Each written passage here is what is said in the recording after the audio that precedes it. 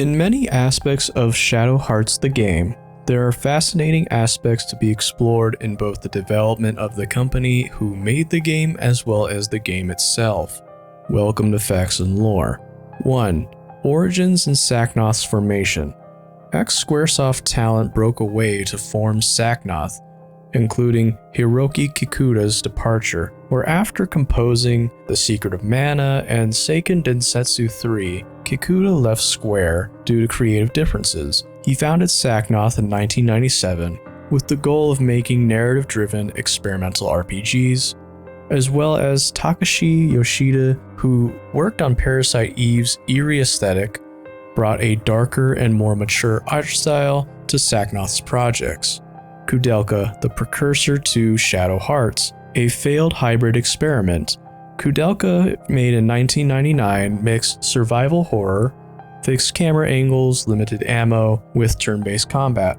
While innovative, its slow pacing and clunky mechanics alienated quite a few players. The game's mansion setting, Nemeton Monastery, was atmospheric but criticized for being too restrictive. The legacy that existed within Shadowhearts was the shared mythos. The villain Roger Bacon, a 700-year-old alchemist from Koudelka, is referenced in Shadowhearts as part of the backstory. Also, Koudelka has her own cameo, directly tying the two games together. 2.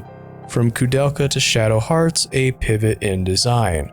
Koudelka 2 was scrapped because Koudelka only sold around 50,000 copies worldwide, forcing Sacnoth to rethink their approach. They shifted over towards a traditional JRPG structure. Shadowhearts abandoned survival horror elements in favor of globe-trotting RPG with random encounters. Instead of fixed camera angles, the game uses an over-the-shoulder 3D perspective during exploration. Retained horror elements such as the sanity mechanics. While not as overt as Koudelka's terror elements, Shadowhearts uses psychological horror in Yuri's transformations.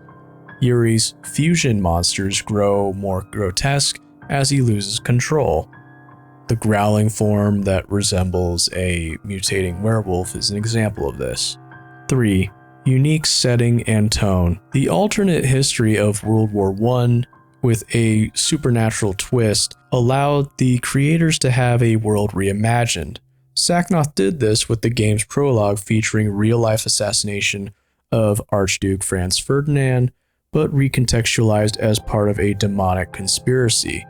Fictionalized locations like the Grave Ridge dungeon is based off of the Battle of Mukden, a real 1905 Russo-Japanese war clash, and there were also many Lovecraftian and religious horror elements to this game. Creatures like the Emigre manuscript, a living, fleshy book, resemble H.P. Lovecraft's Necronomicon. Another creature known as the Black Tabernacle is a twisted church where Albert Simon attempts to become God. 4. The Judgment Ring system. The Judgment Ring system added a QTE-style form of interaction during a turn-based combat segment, where the team wanted to make turn-based battles more interactive, akin to timing-based arcade shooters. Missing the strike zone on the ring could cause attacks to fail or even backfire, like healing an enemy. There was a little bit of customization and risk, where you could actually have accessories and equipment shrink hit zones but boost damage, rewarding skilled players.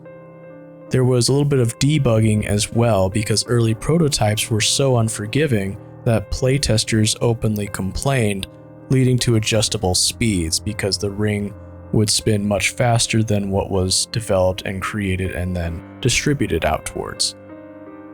5. Development challenges.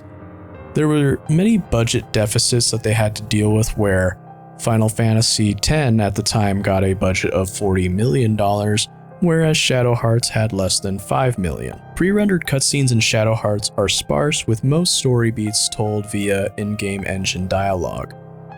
There was a lot of censorship in the localization as well. The Western version downplayed crosses and Christian imagery to avoid controversy. The exorcism spell was renamed Banish in the English release. Some of the dark humor was toned down as well, such as Alice's morbid jokes. Voice acting woes. There were a lot of voice acting dubs that had to have limited takes. Yuri's voice actor, Steve Staley, later admitted he wasn't given much direction, leading to uneven delivery throughout the performances. 6. Music and sound design.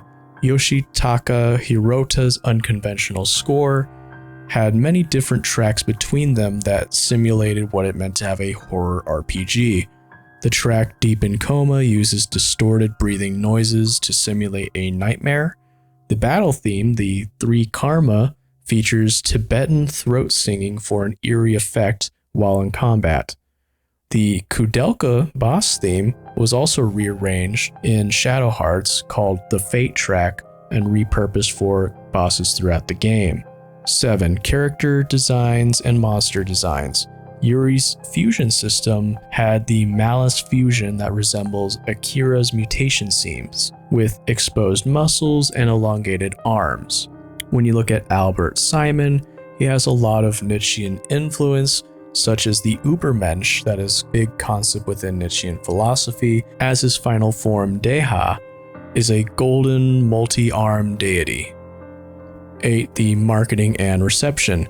It was overshadowed by Final Fantasy X, most critics note. Since Final Fantasy X launched 3 months earlier, it dominated online JRPG discussions for a very long time. To this day, in fact. Shadowhearts' dark tone limited mainstream appeal in many critics' evaluations of the game. There was a cult following though, and sequels, with Covenant as well as The New World, which refined the gameplay and expanded the story. 9. Legacy and unresolved mysteries. After Sacnoth dissolved, publisher Aruse retained rights but never revived the series.